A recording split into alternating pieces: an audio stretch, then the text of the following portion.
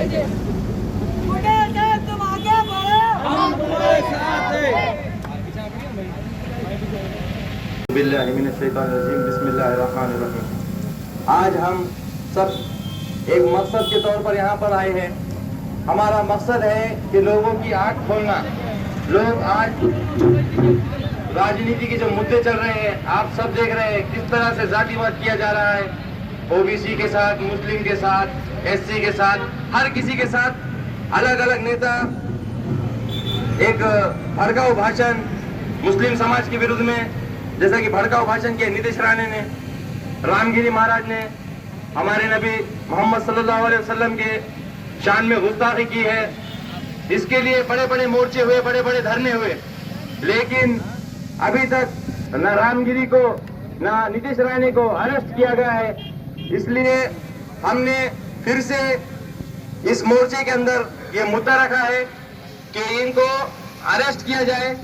इसलिए हमने आवाज हमारी बुलंद की है और हम यहाँ पर ओबीसी, मुस्लिम, राजकीय आरक्षण जो ये समाज को मिलना जरूरी है, ये राजकीय आरक्षण मुस्लिम और ओबीसी समाज के लिए बहुत जरूरी है। जो कि हम यहाँ देखते हैं हमारे सिर्फ वोटों का इस्तेमाल किया जा रहा है, हमें आरक्षण की आवाज तक उठाने नहीं दी जाती।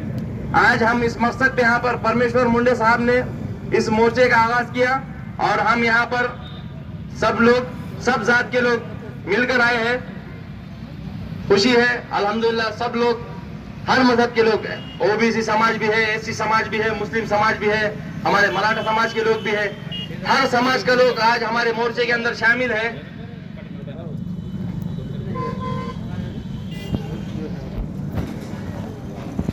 हम इस मकसद कुठल्याही राजकीय असेल, वैचारिक असेल, आर्थिक असेल, क्रांतीची सुरुवात ही छोटीखानीच असते, कारण चांगले विचार लोकांना लवकर पटत नसतात।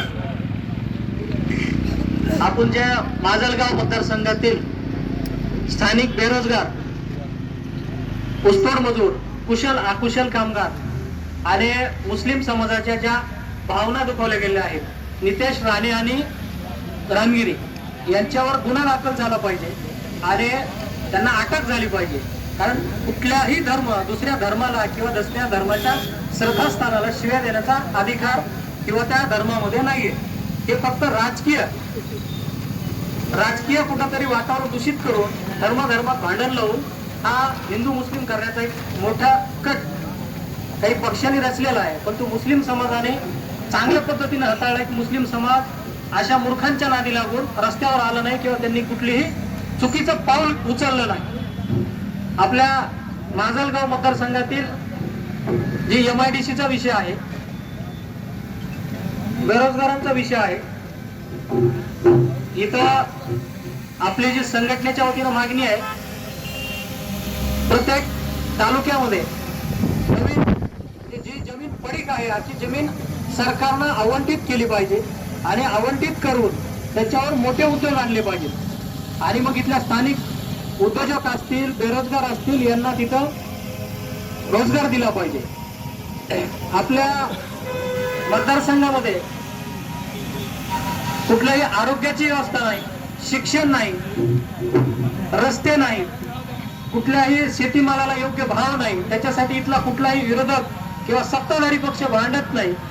फक्त आता इथल्या म्हणजे विधानसभेच्या तोंडावर इथल्या स्थानिक आमदारांना त्यांनी 5 वर्षात कुठं रस्ते केले, कुठं विकास केला, किंवा त्यांचा कारखाना आहे त्या कारखान्यात कसा भ्रष्टाचार चालतो हे झाकण्यासाठी म्हणा किंवा हे स्वतः इथं जी काय परिस्थिती त्याच्यातून पळ काढून त्यांनी मतदारांना, मतदारसंघातील लोकांना त्यांच्या 5 वर्षाच्या किंवा ते मधला 5 वर्षाचा जर काळ सोडला तर 40 वर्ष इथं आमदार आहेत। आमदारकीच्या काळात कसं काम केलं हे सांगण्यापेक्षा आणि इथले लोक त्यांच्या आपण विकासाची, रोजगाराची आणि सामाजिक सुलभतेची अपेक्षा करत असताना त्यांनी त्या लोकांना काय दिलं तर त्यांचा वारसदार दिला। वारसदार देण्यामागे इथं काय लोकशाही आहे का राज्यशाही आहे? ही जर लोकशाही नसेल, राज्यशाही वाटत असेल प्रकाश सोळंकीला, तर मी सांगतो की इथली जनता चांगल्याला धडा शिकवलेला आहे। त्याच्यामुळे येत्या काळात जे घराणेशाही आहे आणि या घराणेशाहीला उधळून लावण्यासाठी येथील मतदारसंघातील जनता आता सक्षम आहे कुठल्याही प्रस्थापित पुढाऱ्यांना, जे काही 2-4 पुढारी इथं फिरताय, आता तुम्हाला मला विचारायचंय, कोण शिक्षण संस्थेतील 2-2 महिन्याचे पगार त्या शिक्षकांचे घेतो आणि राजकारण करतो, कुणी कारखान्यामध्ये तुमच्याच ऊसाचे पैसे खातो, त्याच्या जीवावर इलेक्शन लढवतो आणि इथल्या लोकांना म्हणजे येड्यात काढण्याचे जे विषय चाललेत. आता एक मागे मी काहीतरी एक जणांची क्लिप ऐकली, तो म्हणतो मी डायरेक्ट येडा आहे, येडा ह्याचा काय काहीतरी त्यांनी ते शब्द वापरले, एकदम म्हणजे इथं नाही बोलण्यासारखे शब्द आहेत. असे थर्ड क्लास लोक, जर कुणी बँक लुटलेले, कुणी कापसात काटा मारणारे, असे लोक आता सध्या सक्रिय झालेत. काय तर ओबीसी आणि मराठावाद लागलाय. पण आपल्या संघटनेच्या वतीनं आपल्याला पारदर्शक काम करायचं, कुठल्याही धर्माला, कुठल्याही जातीला आपल्याला विरोध करायचा नाही. कारण ह्याच्या जाती धर्मात वाद लावून लोकांचं भलं होणार नाही. लोकांचं भलं होणार आहे, त्यांना रोजगार मिळाला, त्यांना शिक्षण मिळालं, त्यांच्या बेरोजगार पोरांना काम मिळालं, शेतकऱ्यांना त्यांच्या मालाला भाव मिळाला, तर त्यांचं कल्याण होणार आहे. आणि मी स्वर्गवासी मुंडे साहेबांचे विचार घेऊन चालतो. मला कुठल्याही मतासाठी किंवा कुठल्या स्टंटसाठी, कुठल्या जाती धर्मावर वाकडं तिकडे काहीतरी बोलून स्टंट करायचा नाही. आपल्याला इथं पॉझिटिव्ह काम करायचंय. येत्या काळात आपल्याला चांगलं काम करायचंय. इथं व्यसनाधीन जे तरुण होत चाललेत, या तरुणांना सुद्धा वेगळ्या अंगाने शिक्षणाच्या प्रवाहात असेल, नोकऱ्यांच्या प्रवाहात असेल, त्यांना आपल्याला घेऊन जायचंय. आणि त्याच्यासाठी मला इथल्या स्थानिक पत्रकारांची, स्थानिक बेरोजगारांची आणि सिनियर लोकांची सुद्धा साथ गरजेची आहे. असे पण वैचारिक लोक असतील तर मी त्यांच्याबरोबर काम करायला तयार आहे. आपल्याला इथे चांगला लोकप्रतिनिधी निवडून द्यायचा आहे. तो कुठल्याही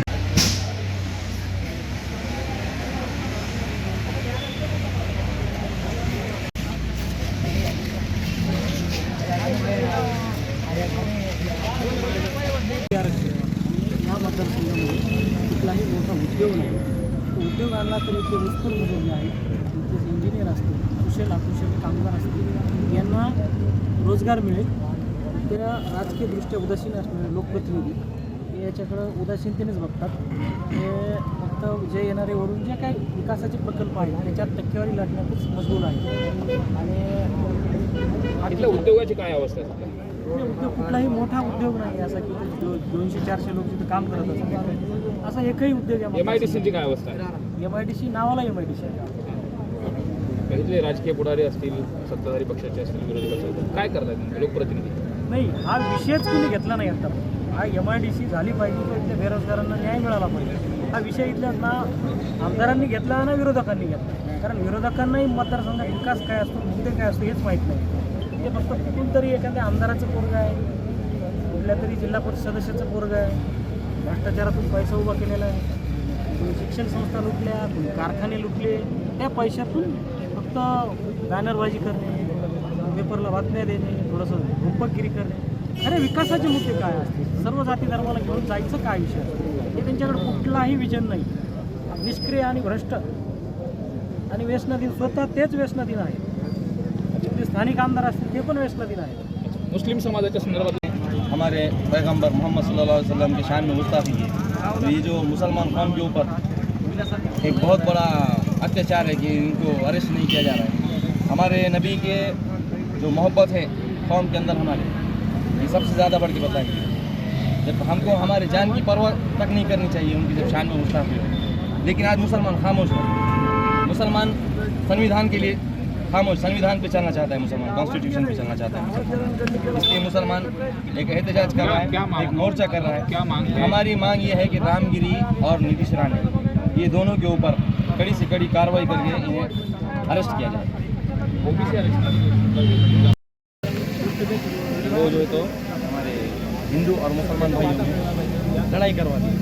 लड़ाई करवाने के लिए मुद्दे ऐसे हैं कि ऐसे इलेक्शन के टाइम पर, मुद्दों के टाइम पर ये 1-2 लोग इनके छोड़ देते और ये लोग आकर भड़काऊ भाषण एक मुस्लिम समाज के विरुद्ध में हमारे नबी की शान में गुस्ताखी कर रहे हैं. आकर कुछ भी बकी जा रहे हैं. नीतीश राणे हर रोज़ स्टेटमेंट जा रहा है, लेकिन सरकार इन्हें अरेस्ट नहीं कर रही. इसकी वजह ये है कि सरकार का ही आदमी है नीतीश राणे, वो आमदार है. सरकार ने तुरंत एक्शन लेना चाहिए उनको ताकि समाज में वातावरण खराब ना हो. लेकिन फिर भी सरकार कदम से उठा नहीं रही है और बेरोजगारी के मुद्दों से भटका रही है. भाजपा सरकार जो है वो मुद्दों से लोगों को भटका रही है, जातिवाद निर्माण करके लोगों के खिलाफ बोलते हैं। और ये दूसरी जो पार्टी है ये भी जातिवाद पे राजकारण कर रहे हैं। इनका भी कोई राष्ट्रवादी हो गई, कांग्रेस हो गई, इन्होंने भी कोई आवाज़ नहीं उठाई, कोई मोर्चा नहीं, कोई धरना नहीं, रोड पे तक नहीं उतरे। इनका फर्स्ट था, इनका काम था कि ये रोड पर उतरे, इसका नीतीश राणे का और रामगिरी को विरोध करे, लेकिन इन्होंने विरोध नहीं किया। हमारी मांग सरकार से ये है नीतीश राणे और रामगिरी को जल्द से जल्द अरेस्ट करें और उनको कड़ी से कड़ी कार्रवाई करें।